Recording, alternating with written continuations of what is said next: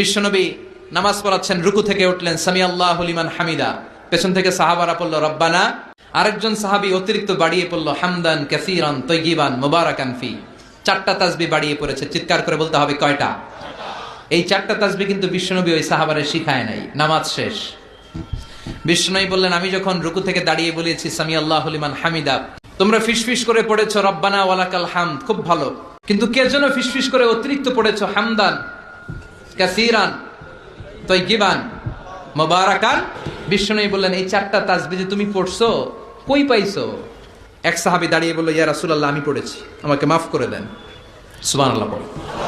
বিশ্বনবী বললেন, কেন পড়লি? আমি তো শিখাই নাই। সাহাবী বলে, নবী, আল্লাহর প্রশংসা আমার কম কম করলে ভালো লাগে না, আমার করতে মন চায় বেশি বেশি, এজন্য আমি বানাইছি। এটা আমি কি করছি? বানিয়েছি। I fabricated from my own, আমি আমার থেকে বানিয়েছি।